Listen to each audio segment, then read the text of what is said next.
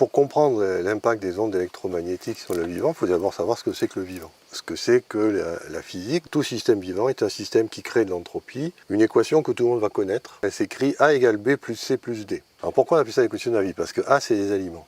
C'est-à-dire que la vie, ça consiste à se nourrir. Égale B, c'est la biomasse. On va utiliser ces aliments pour créer notre corps. C, c'est de la chaleur, donc de l'entropie. Et D, c'est des déchets. Donc aliments égale biomasse plus chaleur plus déchets. Ensuite, ce qu'il faut savoir, c'est que le Soleil, la vie trouve son origine dans le Soleil, en fait. Parce que le Soleil est un système de basse entropie qui envoie des photons chauds qui sont de basse entropie. Et la Terre reçoit ces photons de basse entropie et crée des photons de haute entropie, donc crée de l'entropie. Et c'est dans ce processus qu'on a de créer cette haute entropie qu'on peut se complexifier. Il vous faut gérer des flux d'entropie énormes et donc des flux de déchets énormes. C'est là où on voit l'intelligence de la nature. C'est qu'il y a un déchet qui est génial, c'est l'eau. Oui.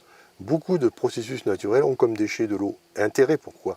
Parce que l'eau est un déchet qui va repermettre, on a besoin de boire pour vivre, donc ce déchet nous permet de vivre aussi. Donc ça, c'est l'intelligence suprême de la nature, c'est de créer un déchet qui est réutilisable. Sur Terre, c'est de l'eau, mais par exemple le Soleil, lui, crée un autre déchet qui s'appelle l'hélium. Et qu'est-ce que c'est que ce déchet? C'est la source de tous les atomes, en fait. Et qu'ensuite, le Soleil brûle l'hélium pour faire le carbone, il brûle le carbone pour faire l'oxygène, il brûle l'oxygène pour faire l'azote, et ainsi de suite. Et c'est comme ça qu'il crée tous les atomes. Donc ça, c'est la façon intelligente de générer cette équation. C'est je crée un déchet, je le gère. L'hydrogène, c'est le père de tous les atomes. Donc, l'hydrogène partout dans l'univers. Ça ne surprendra personne. Ensuite, comme je vous ai dit, les étoiles brûlent de l'hydrogène pour faire de l'hélium. Le deuxième élément le plus abondant, c'est l'hélium. C'est le déchet de la fabrication de tous les autres éléments. Alors ça, c'est un déchet qui est intéressant, l'hélium. Pourquoi? Parce qu'il est neutre. Chimiquement, c'est une molécule qui ne veut pas se lier à une autre. Donc je peux vous faire respirer de l'hélium, à la limite vous allez perdre connaissance, mais quand l'hélium sera parti, vous reprendrez conscience et tout sera comme avant. C'est pas toxique, donc c'est un bon déchet. Ce qui nous intéresse, c'est le troisième, au palmarès. Le troisième, devinez lequel c'est l'oxygène, qui est un déchet d'étoile, déchet stellaire, mais c'est le troisième élément le plus abondant dans l'univers. Donc le premier, c'est l'hydrogène, le troisième, c'est l'oxygène, puisque le deuxième refuse de faire de la chimie. Mais la conclusion est évidente. Qu'est-ce que vous faites quand vous mélangez de l'hydrogène et de l'oxygène? H2O. H2O. Et donc l'eau est la substance la plus abondante de l'univers.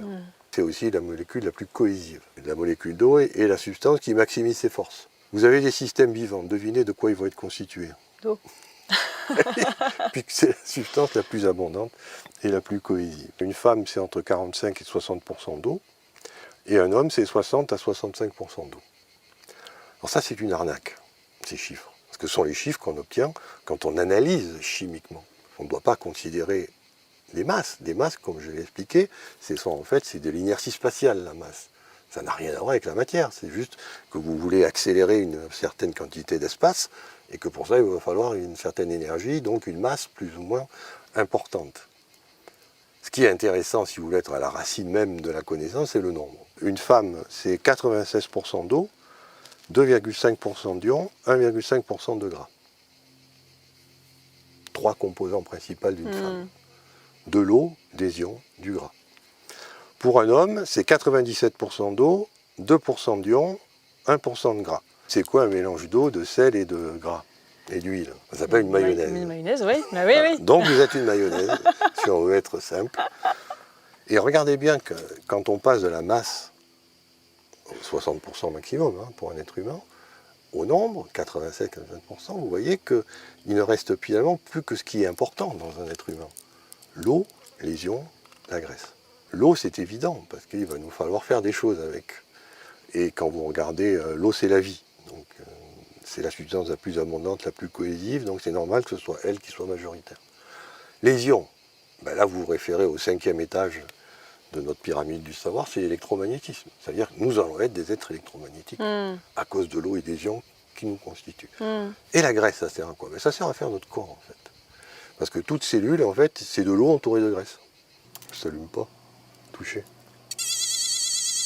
Donc non seulement nous sommes de l'électricité, mais nous les changeons. Il y a des courants qui circulent. Donc vous voyez qu'on est vraiment électromagnétique. Hein. Et c'est ça qui m'énerve un petit peu quand on rentre dans le débat des ondes électromagnétiques, c'est qu'on a trop, les gens considèrent trop que l'homme est fait de matière. Non, il y a la matière, l'eau, les ions et les gras, mais il y a aussi ce magnétisme, cette électricité que nous avons en nous. Cette diapositive, je l'ai mis pour vous montrer quels sont les principaux centres émetteurs d'électromagnétisme dans votre corps. Il y en a 3. C'est l'estomac, le cœur et le cerveau. C'est-à-dire ce sont les 3 endroits où vous émettez ces fameuses ondes électromagnétiques, dont c'est facile, hein, vous avez ce qu'on appelle une entité électrique, le champ électrique, qui, lorsqu'il varie dans le temps, crée un champ magnétique, qui, lorsqu'il varie dans l'espace, crée un champ électrique qui varie dans le temps, qui crée un champ magnétique, qui crée un champ électrique, qui crée un champ magnétique. Et c'est ça qu'on peut enregistrer, on vous met des électrodes. Ça, c'est des électrodes aussi. Mais ça, c'est pour les jouer, c'est pour les enfants.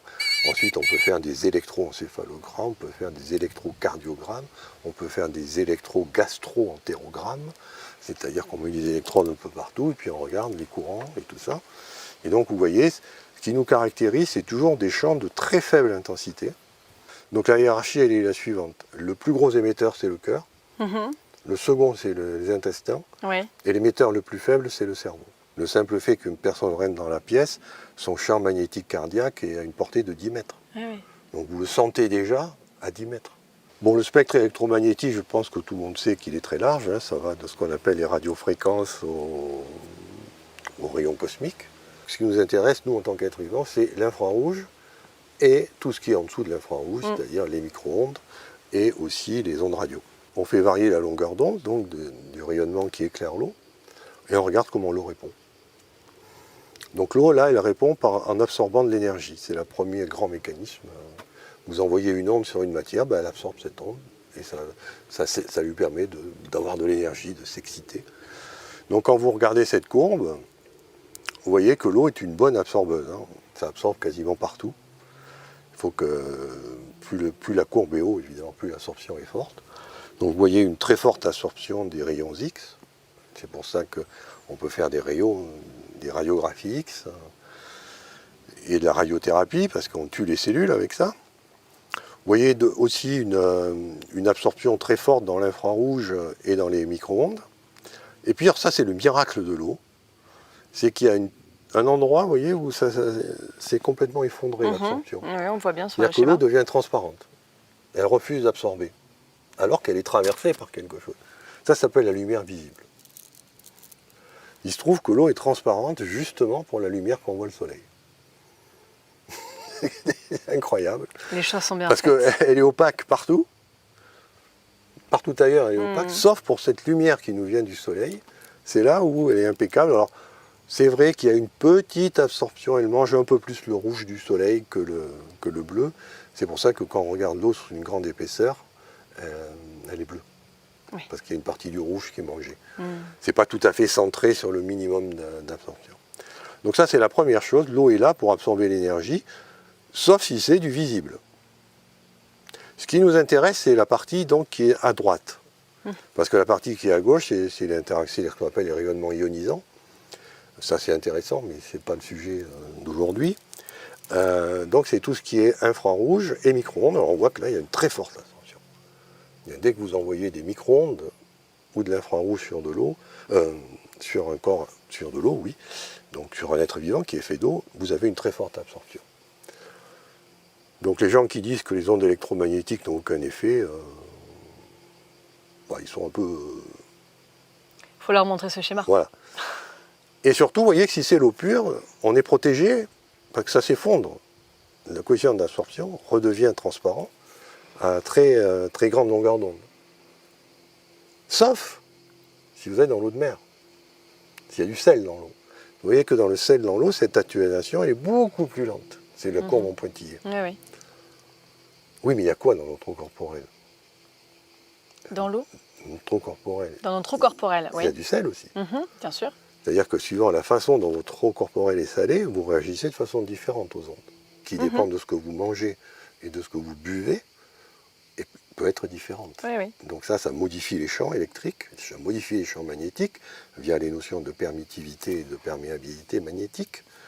Et donc, ça veut dire que vous allez avoir des fréquences, des situations qui peuvent être pathogènes pour certaines personnes et parfaitement normales pour d'autres. Vous voyez la difficulté qu'il faut à gérer ça. Parce qu'évidemment, les gens qui sont malades vont dire « mais nous, on est malades ». Et les gens qui ne sont pas malades, ils disent « ouais, c'est psychosomatique ». Parce que moi, je ne suis pas malade. Et ouais, mais quand vous regardez le diagramme d'absorption de l'eau, vous comprenez le problème. C'est parce que les eaux corporelles n'ont pas la même composition chimique, n'ont pas la même quantité d'ions. Dès que vous arrivez dans l'ultraviolet et l'infrarouge, alors là, ça commence à être intéressant. Il y a un peu de dispersion dans le visible, c'est-à-dire que là, par contre, le visible interagit sur la phase de l'eau et pas simplement sur l'aspect énergétique. Mais ce qui est intéressant, c'est ce qui se passe à grande longueur d'onde. Que là, vous êtes dans les micro-ondes et dans les ondes radio. Oui. Et là, vous voyez que l'indice de réfraction, il grimpe en flèche. Donc là, ça veut dire qu'il y a de très très gros effets Oui, l'impact est puissant. dans ce Ouais. dans ce domaine de fréquence. Voilà, ça c'est juste une illustration pour vous montrer ce qui se passe quand vous augmentez votre charge ionique. Donc là, on a pris de l'eau salée, hein, évidemment. Mais bon, en être humain, c'est ni au plus moins que de l'eau salée, en gros. Et vous voyez que quand on met du sel, ça fait chuter la constante diélectrique de l'eau. Et quand on voit le fait que ça fait chuter, ça veut dire que les lignes de champ se resserrent. Donc vous avez, par rapport à un champ qui, lui, à l'extérieur est relativement plat, dès qu'il rentre dans votre corps, il y a beaucoup plus de lignes de champ, donc beaucoup plus de force qui s'exerce. C'est pour ça que je recommande toujours aux gens de boire l'eau la moins minéralisée possible. Oui, le moins de résidus possible. Pour éliminer le maximum d'ions. Bien sûr, on en a besoin des ions, mais s'il y en a trop, c'est pas bon non plus. Hein. Et d'ailleurs, quand vous voyez la résistivité d'un centre cancéreux, vous voyez que la charge ionique est tellement forte que le mec, il est vraiment pas en bonne santé. Oui. Donc ici, ça c'est le point de vue officiel. Gouvernement, opérateur de téléphonie mobile. On vous expose. Là, on voit les années. Et puis on voit qu'avant les années 2000, on était très peu exposé. Très peu exposé. Puis après, on a inventé les transmissions sans fil par Wi-Fi et tout. Alors, là, ça explose. Ce qui est en vert, c'est le fameux 0,6 volts par mètre, qui est le champ électrique maximal qui est décidé. On décide qu'il vaut mieux être en dessous. Mais ce qu'on oublie dans ces choses-là, c'est que ça, c'est une norme technique. Et les normes techniques sont faites pour vendre du matériel, elles ne sont pas faites pour être en bonne santé. Donc cette norme, c'est juste pour qu'on puisse utiliser du matériel électrique. Alors ça, c'est juste pour que les gens puissent quand même y comprendre un petit peu quelque chose. On a deux paramètres, donc là je parle toujours du point de vue opérateur. Hein. Que font les champs basse fréquence? En fait, c'est la loi de Faraday. C'est-à-dire que vous envoyez des champs basse fréquence, vous avez des courants électriques qui vous circulent. Bon, comme ça. Vous êtes fait d'eau et d'ions, donc on envoie un champ, ça fait que ça conduit le courant. Ouais. Et donc ça veut dire que quand vous êtes irradié par des fréquences Wi-Fi, c'est typiquement du milliampère par mètre carré, ça va jusqu'à 2 milliampères par mètre carré. Et vous avez à gauche les normes, toujours techniques. Oui. On ne sait pas très bien comment elles sont déterminées, sûrement sur des mannequins qui contiennent de l'eau salée, en gros. Donc ce qui est très bien pour tous les effets thermiques. Hein. Mais par contre, pour le reste, je doute que ce soit très efficace. Et puis à droite, vous avez donc les champs haute fréquence, qui eux entraînent des effets thermiques, c'est-à-dire ça chauffe. Donc là, c'est la notion de débit d'absorption spécifique, ce qu'on appelle le fameux DAS, qui se calcule assez facilement. Ça dépend de la conductivité électrique de votre eau, du carré du champ électrique et de la densité. Donc ça, c'est les données qu'on a. Et toujours pareil, les pouvoirs publics recommandent de ne pas dépasser 2 watts par kilo. Pourquoi? Parce qu'au-delà de 2 watts par kilo, ça commence à chauffer vraiment. C'est-à-dire qu'on commence à avoir des écarts de température dans votre corps. Alors qu'en dessous de 2 watts kilo, par rapport à la température ambiante, ça ne se voit pas. Je me situe à une certaine distance de cette source, à combien je dois être. Donc là, vous voyez, le DAS est de 1 milliwatt par kilo à 2 mètres du téléphone. Oui. Bon, on n'a pas des bras qui font 2 mètres, hein, mais... non, mais ce qui veut dire que ça vous donne un ordre de grandeur. Ça donne, exactement. De la même façon, si c'est une antenne relais, parce qu'une antenne relais est beaucoup plus puissante, là, la distance de sécurité, c'est 190 mètres. Voilà, il faut être à plus de 190 mètres de l'antenne pour ne pas avoir ces effets thermiques. D'accord. Pour le téléphone portable, il faut être à 2 mètres. Voilà, donc maintenant je vais passer à des choses plus conflictuelles. Parce que là, je vous ai présenté le point de vue officiel. Mhm. On se préoccupe des effets thermiques. C'est-à-dire qu'on oublie tout ce qui est du domaine des phases, de l'information, modulation, de ce qu'amène en fait l'onde électromagnétique. On ne s'intéresse qu'à la porteuse. Mais cette porteuse, elle est modulée. Parce qu'elle porte de l'information. Et c'est la modulation qui, on va le voir, est toxique. Si on était vraiment honnête, il faudrait arrêter d'utiliser les téléphones mobiles. Elles ont été publiées en 1997, c'est-à-dire elles sont connues depuis plus de 20 ans. C'est pas du scoop. Vous parlez. On a pris, à gauche, vous avez un DAS de 1 à un DAS d'un téléphone normal. Et on regarde des rats qui sont exposés à une fréquence de 915 MHz avec ou sans modulation. Mhm. Qu'est-ce qu'on voit? On voit qu'il y a 55% des rats qui ont des problèmes avec la porteuse non modulée. Par contre, s'il y a la porteuse, s'il n'y a pas de modulation, l'effet n'est pas significatif. Il y a des variations, mais il y a les fameuses barres d'erreur qui nous permettent de dire pas d'effet. Maintenant, au lieu d'augmenter le DAS, baissons le DAS. C'est-à-dire protégeons-nous des effets thermiques. Mhm. Là, ça devient intéressant. C'est que maintenant, il n'y a plus d'effet significatif pour la porteuse non modulée. C'est normal, puisqu'on a baissé le DAS. Donc, elle est moins toxique. Mais par contre, on trouve des effets toxiques sur la modulation qui sont à 50 et 217 Hz. Et quand on regarde en global, c'est significatif qu'il y a un effet. Alors que j'ai baissé le DAS. Quand vous avez un fort DAS, peu importe que vous modulez ou pas. Mais dès que vous baissez le DAS, la pathologie se porte sur la modulation au lieu d'être sur la porteuse.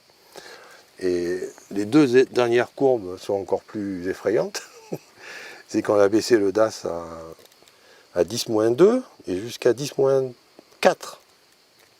C'est-à-dire des téléphones qui seraient considérés par les opérateurs mobiles comme du top de gamme, parce qu'ils ont un DAS extrêmement faible. Alors là, vous avez de la pathologie partout. Et surtout lorsque vous êtes avec un très faible DAS, vous êtes toxique à 8, 50, 210 Hz, que vous soyez... alors, pas la porteuse modulée, évidemment, mais tout ce qui est modulation est toxique. Donc, vous voyez le problème. C'est qu'on a une toxicité, enfin, on a un effet thermique avec le DAS, mais une toxicité qui vient de la modulation, surtout si le DAS est faible. Ça, c'est un signal typique qui sort d'une antenne relais. Pour vous montrer, justement, vous voyez, on voit bien ces hautes fréquences qui font que ça monte, ça descend très vite. Mais regardez, vous voyez très bien cette modulation basse fréquence. Et c'est elle qui est toxique. Et c'est ça qui est vicieux dans ce système d'ondes électromagnétiques, c'est que plus c'est de basse fréquence, plus c'est toxique. Oui. Alors que c'est là où il y a le moins d'effets thermiques. Oui. Oui, oui. Si on voulait faire des normes biologiques et non pas des normes techniques, il faudrait en fait prendre des gros DAS et pas des petits. Oui. Oui, oui. Mais à ce moment-là, on aurait des effets thermiques. On cuirait Bon, le ça cerveau reste des gens. toxique dans les deux cas. Donc le meilleur, c'est de ne pas avoir de téléphone du tout. D'en revenir au bon vieux téléphone. Alors maintenant, comment on peut expliquer cette toxicité à basse fréquence? Parce qu'en fait, c'est ça le problème. S'il n'y avait pas cette toxicité à basse fréquence, on pourrait utiliser le Wi-Fi, les téléphones sans problème. Première chose qu'on a découverte, ça c'était dans les années 2016, c'est très récent, qu'on a une protéine magnétique dans le cerveau. Les pigeons l'ont, les papillons, mais nous aussi. Ça explique comment certaines personnes peuvent s'orienter dans le champ magnétique terrestre. Vous savez, il y a des gens, ils nous disent « j'ai le sens de l'orientation ». Oui. Voilà. Il faut savoir qu'on a découvert la fameuse protéine, le complexe CRI-MAG-R, qui sont deux protéines qui, lorsqu'elles s'assemblent, nous donnent une sensibilité au champ magnétique. Et donc, ça veut dire qu'on est naturellement sensible au champ magnétique. Donc ça, on le sait. On voit on appelle ça les chromatogrammes pour différentes espèces, et on voit très bien que l'homme a cette protéine, qu'on connaît très bien, qu'on sait isoler, caractériser. Donc ça veut dire que toute onde porte évidemment un champ magnétique, qui est différent du champ magnétique terrestre, donc va nous influencer via cette protéine CRI-MAG-R, et que ce n'est pas des effets thermiques là, dont on parle. Là, on est vraiment dans ce qu'on appelle les effets non thermiques. Ça, c'est la première chose. La deuxième chose, c'est ce qu'on appelle les jonctions serrées. Non, les jonctions serrées, c'est fondamental en biologie. C'est que vous êtes fait d'eau, et pas simplement d'eau corporelle, vous avez fait de l'eau qui circule, ça s'appelle le sang. Et en fait, le sang est utilisé comme milieu pour évacuer la chaleur, mais aussi pour évacuer les déchets ou amener l'oxygène. Donc c'est fondamental que ces tuyaux, que sont les veines et les artères, ne soient pas fuyards. D'où les jonctions serrées. On serre des jonctions pour être sûr que tout ça est étanche et qu'il n'y ait que le sang, l'oxygène, le CO2 qui passe dans les tuyaux. Et pas le McDo, les déchets du McDo que vous avez avalés. Sauf que, ça c'est des expériences qui ont été faites en 2003, qui montrent que lorsque vous êtes exposé à des champs électromagnétiques, là c'est 915 MHz, donc de téléphonie mobile, ben, les barrières se relâchent. Les jonctions ne sont plus serrées. Alors c'est quelque chose qu'il faut bien comprendre. On ne peut pas avoir le beurre et l'argent du beurre. C'est-à-dire que si vous n'avez que des jonctions serrées, et qui sont vraiment serrées, à ce moment-là, le système immunitaire ne pourra plus travailler. Oui. Parce que, comment fait un globule blanc, qui est en fait l'agent, le gendarme de la cellule, c'est le globule blanc, oui. Il doit se déplacer dans tout le corps pour rechercher les bactéries. Et qu'est-ce qu'il fait? Bien, quand il arrive sur une jonction serrée, il sécrète une substance pour que la jonction s'ouvre. Ce qui lui permet de passer, et après il referme la jonction. Donc si vous voulez avoir un système immunitaire qui marche, il faut que les jonctions puissent être ouvertes et fermées. Ouais, mais si un globule blanc peut faire ça, une onde électromagnétique peut la faire aussi. Et c'est ça tout le problème qu'on met en évidence, c'est que cette téléphonie mobile, elle ouvre les jonctions, elle les relâche, comme ferait un globule blanc. Ce qui fait que tout ce qui circule dans votre sang, si vous avez une alimentation qui n'est pas terrible, ben on le voit très bien ici par exemple, il y a de l'albumine, on voit la jonction, la barrière c'est la ligne violette, et puis la partie légèrement jaunâtre, c'est de l'albumine qui au lieu de rester dans le sang, entre dans le milieu rentre là où elle ne devrait pas aller. Et si l'albumine passe, une bactérie peut passer, donc c'est pour ça que dès que vous êtes malade, la première chose à faire c'est d'arrêter la téléphonie mobile. L'autre chose qui est intéressante aussi, c'est toujours non thermique, là on est dans le non thermique, c'est ce qu'on appelle les canaux calciques. Des canaux ioniques, il y en a plein dans notre corps. On peut faire passer du sodium, on peut faire passer du potassium, on peut faire passer du calcium, on peut faire passer du chlore, on peut faire passer du glycérol, on peut faire passer de l'eau, parce que les membranes sont étanches, ces choses-là. Donc il y a ces fameux canaux qui ont, comme tous les canaux, peuvent être ouverts ou fermés. Et donc, quand il n'y a pas d'onde électromagnétique, ces canaux, ils s'ouvrent et ils se ferment en fonction de transmetteurs chimiques. On sécrète des molécules qui font que le canal s'ouvre ou le canal se ferme. Sauf que n'oubliez pas qu'en physique quantique, une molécule n'existe pas. C'est un spectre de fréquence, en fait. Si vous remontez la pyramide, la molécule n'existe pas. À la base, c'est un spectre de fréquence. Je vous ai par exemple montré l'eau comme spectre de fréquence, ça n'a rien à voir avec l'eau. Et donc s'il y a une des fréquences qui correspond à une fréquence de résonance de votre récepteur, il va s'ouvrir ou se fermer. Et c'est ce qui se passe quand vous envoyez une onde électromagnétique, elle a une certaine fréquence. Si dans la modulation de la porteuse, il y a une fréquence qui correspond à l'ouverture d'un canal calcique, ben, le canal va s'ouvrir, alors qu'il devrait rester fermé. Ouais. Donc là, on a ces problèmes de canaux calciques qui s'ouvrent ou se ferment de façon complètement non contrôlée. Pour que le canal s'ouvre, il ne suffit pas d'avoir la bonne fréquence, il faut aussi qu'il y ait une cohérence de phase. Si on est en opposition de phase ou en quadrature de phase, il ne s'ouvrira pas. Si on est en opposition de phase, il se fermera. Donc, de nouveau, on voit l'importance de la phase ici. Donc ça, c'est un autre cas de toxicité. Alors, on ne va pas passer en revue tous les effets, parce qu'il y en a plein. Je les ai regroupés sur une diapo. Oui, on les a... Voilà, expression des gènes, synthèse des protéines, stress oxydant, production de radicaux libres, modification de l'ADN, induction de l'apoptose, développement de cancer, effet immunologique sur le système immunitaire, perturbation du système nerveux, perturbation du développement, perturbation de la reproduction, perturbation de l'audition, perturbation du système oculaire, perturbation du système cardiovasculaire et perturbation du sommeil. Tout ça, c'est scientifiquement démontré par des tas d'études. Et il y a des tas de raisons de croire que non seulement c'est des études où les gens ne se posent pas la question de comment ça marche, ils font juste des mesures et puis ils voient si ça marche, si ça a un effet ou pas. Là maintenant on sait, c'est les canaux calciques, c'est la barrière hémato-encéphalique, c'est l'ADN bien sûr, est hydraté, donc il a des fréquences caractéristiques de résonance, en plus il est entouré de magnésium, comme ça. Non mais tout ça est aujourd'hui prouvé, de Voilà. l'impact sur Donc, la je veux dire, biologie, sur le corps. Nier qu'il y ait des effets non thermiques, c'est stupide.